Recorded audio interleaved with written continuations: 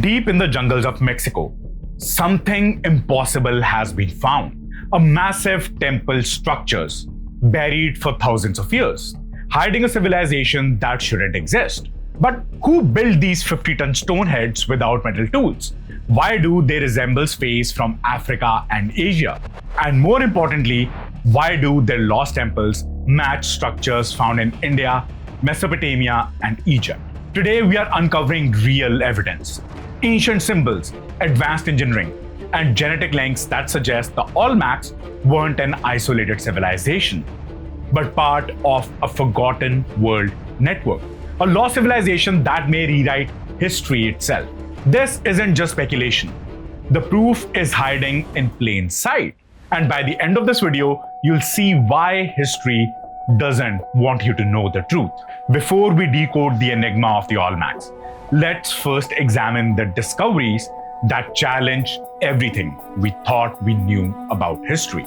For centuries, we thought that the jungles of the Americas were untouched, vast uninhabited landscape, where civilizations like the Maya and the Aztecs emerged much later. But that story is falling apart. With cutting-edge LiDAR technology capable of scanning through dense vegetation, archaeologists have uncovered something shocking. Massive lost cities, hidden temple complexes, and vast road networks, all buried beneath the jungle floor. And these aren't just random ruins. They follow intricate geometrical alignment, some precisely matching celestial events, just like the pyramids of Egypt and the temples of Angkor Wat. Someone built them, someone with advanced knowledge of astronomy, geometry, and engineering, long before history credits this region with such capabilities. One of the most baffling discoveries is found in La Venta, an ancient Olmec city. At its center stands a pyramid-like structure, dating back at least 3,000 years, possibly older. But here's the problem. It looks nothing like the step pyramids of Mesoamerica. Instead, it has a smooth, eroded, conical shape, an architecture style that doesn't fit anywhere in the known Mesoamerican timeline. Even stranger, the entire layout of La Venta is precisely aligned with the solstice, indicating a sophisticated understanding of astronomy thousands of years before the Maya. This level of precision wasn't accidental. It required advanced planning, mathematical knowledge, and a deep awareness of celestial movements. But where did this knowledge come from? Mainstream history tells us the Olmecs were the first civilization of the Americas. But some of these ruins appear far older than they should be. If true, this rewrites everything we thought we knew about early civilizations in the New World. Which leads to an even bigger question. Who were the Olmecs? Were they truly the first builders of these temples? Or did they inherit knowledge from an even older civilization? One that time has erased. We have seen lost cities and hidden pyramids that don't fit the official historical timeline. But what was found alongside these ruins raises even bigger questions. Questions that mainstream archaeology has struggled to answer for decades. Scattered across the jungles of Mexico are some of the most perplexing artifacts in ancient history. Colossal stone heads, each carved from a single block of basalt, some weighing up to 50 tons. These heads shouldn't exist. The Olmecs had no metal tools, no iron, no bronze, nothing that should have allowed them to carve such smooth, intricate sculptures. And yet, here they are. Even more baffling is the material itself. The basalt used for these heads wasn't local. It was quarried from mountains over 80 kilometers away. That means that these 50-ton monolithic was somehow transported across rivers, forests, and marshlands, without wheels, pack of animals, or any known technology capable of moving them. But what makes them truly controversial are the faces themselves. These sculptures don't resemble the typical Mesoamerican features.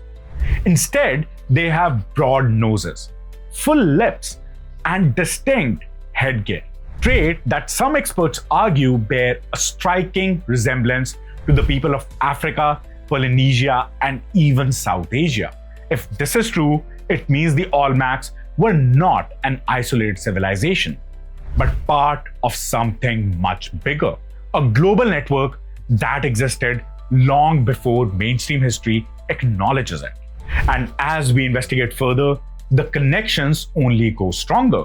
The pyramids, symbols, and engineering techniques found in the Olmec world are eerily similar to those in India, Mesopotamia, and Egypt. Are these just coincidences, or are we looking at the remnants of a lost civilization, one that once spanned the globe?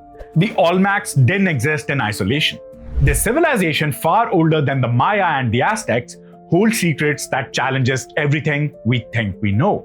We have seen their pyramids, their colossal heads, and their sophisticated city planning. But here's where things take a turn, because the more we investigate their origins, the more we find traces of something unexpected. Not just Mesoamerican influence, not just local development, but connections that stretch across the world, all the way to India's Indus Valley civilization. Over a century, scholars have struggled to decode the Olmec script, a collection of mysterious symbols etched onto monuments, jade tablets, and temple walls. But then something remarkable was discovered. Several Olmec inscriptions mirror Indus Valley seals, symbols that predate the Maya script. The Indus script remains undeciphered, but the similarities are undeniable. Some researchers suggest that both scripts may have evolved from the same proto-language, one that existed before history was written. And the writing is just the beginning. Some Olmec glyphs align with Dravidian linguistic patterns, one of the oldest known language families from southern India. Certain Olmec words and naming conventions have phonetics similar to ancient Dravidian dialect.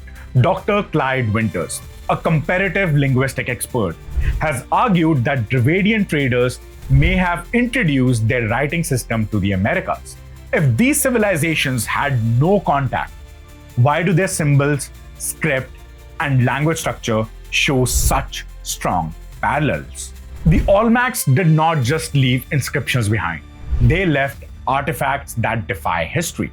Among them are Olmec carvings of elephants.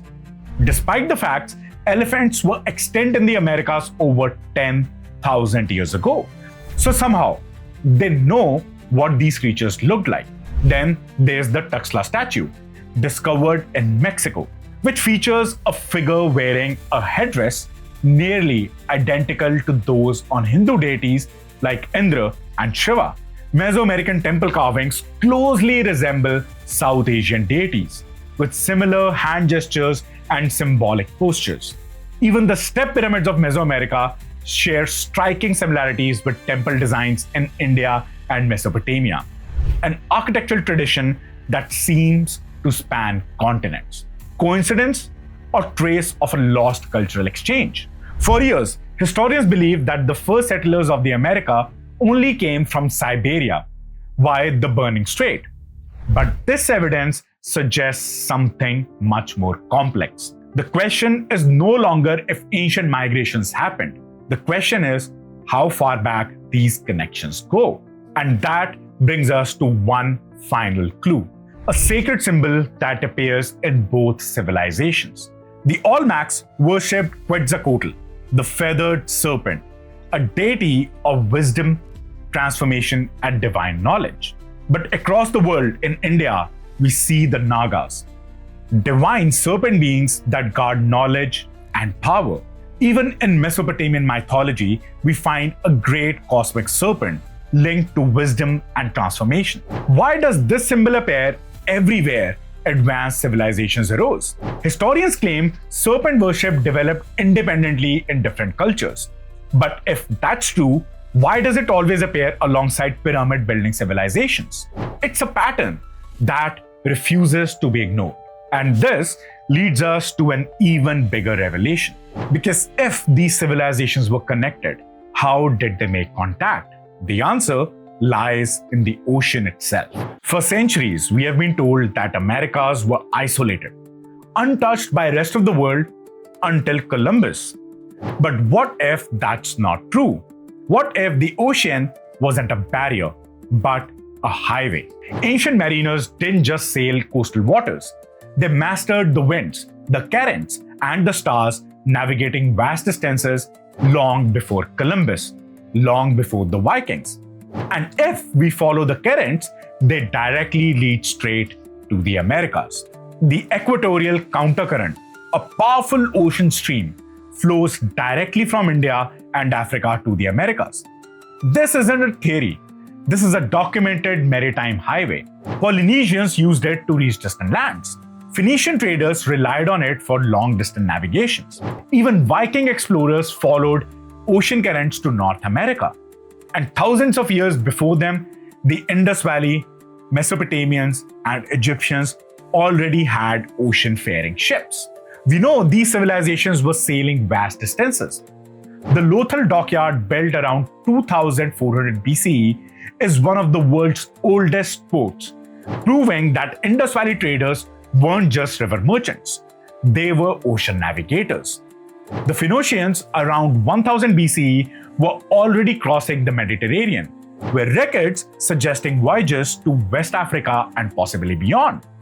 The Egyptians documented expeditions to the land called Punt as early as 2000 BCE. Was it in Africa, or could it have been much further? These were not primitive sailors. They had ships capable of long voyages, and they knew how to follow the stars. And if they could sail across the Indian Ocean and navigate monsoon winds, why not go further? Ancient migrations leave behind something stronger than myths. They leave a biological footprint. A 2015 study in Nature found South Asian DNA markers in Amazonian tribes. In 2021, genetic studies suggest that prehistoric migration to the Americas may have happened by sea. Some Native American tribes share wide DNA haplogroup with South Asians and Indians, contradicting the claim that all early settlers came only from Siberia. And this changes everything. The Olmecs weren't just an advanced civilization in isolation. They were part of a much larger story, one that rewrites our understanding of early human migration. The Olmecs built pyramids. So did the Egyptians, Mesopotamians, and ancient Indians. Not just any pyramids, step pyramids designed with precise geometric alignments. At La Venta, an ancient Olmec city, stands a conical pyramid, unlike anything built by later Mesoamerican civilizations. It doesn't resemble Mayans or Aztec pyramids. Instead, its design is far closer to Mesopotamian ziggurats and Indian temple towers. And this pattern repeats all across the world. Teotihuacan in Mexico, Jagannath Temple in India, the ziggurats of Ur in Mesopotamia, the pyramids of Giza in Egypt. Different locations, same mathematical principles, same step pyramid blueprint. Mainstream historians insist that these civilizations developed independently. But if that's true, why did they all build pyramids in the same way, following the same mathematical principles? Were these structures simply monuments, or did they serve a greater purpose? Step pyramids were not random constructions. They follow advanced geometric formulas, centuries ahead of their time. The golden ratio appears in both Mesoamerican and Egyptian pyramids. The Fibonacci sequence is embedded in the layout of Hindu temples. And planetary orbits and solstices align with pyramid constructions across Mexico, India, and Egypt. At La Venta, there's nothing different. The Olmec pyramid aligns with the solstice, just like the pyramids of Giza and Hindu temples. And here's where it gets even stranger. The Great Pyramid of Giza encodes the speed of light within its proportions. Meanwhile, the Jagannath Temple in India and the pyramids of Teotihuacan resonate at specific frequencies, a phenomenon also observed inside the Great Pyramids of Egypt. If the Olmecs were isolated, how did they use the same geometric codes found in Egypt and India? At what point does this stop being a coincidence and start revealing a hidden connection? In 2022, researchers using advanced radar scanning made a breakthrough discovery beneath Egypt's Khafre pyramid. Beneath the surface, they found 5 massive underground structures, all connected by geometric pathways. But below them, something even more astonishing. 8 cylindrical wells, spiraling down 648 meters. These wells merged into 2 massive cubic structures, forming a hidden subterranean network. This underground design is identical to Olmec's step wells and Hindu temple chambers, both designed for energy flow, water storage, or something even more advanced. Historians claim pyramids were just royal tombs. But if that were true, why do the same underground systems appear in Giza, Olmec cities, and India? And why do ancient pyramidal structures resonate at specific frequencies? A phenomenon that Nikola Tesla himself studied. Tesla believed pyramids tapped into Earth's electromagnetic field. Christopher Dern theorized that they were resonant power plants. And now, with scientific radar evidence confirming hidden structures beneath Giza, we have to ask, did the Olmecs and Egyptians inherit the same lost knowledge? And if so, who gave it to them? Should we do a full breakdown of the Great Pyramid's hidden functions, the Khafre discovery, and the lost science of pyramids?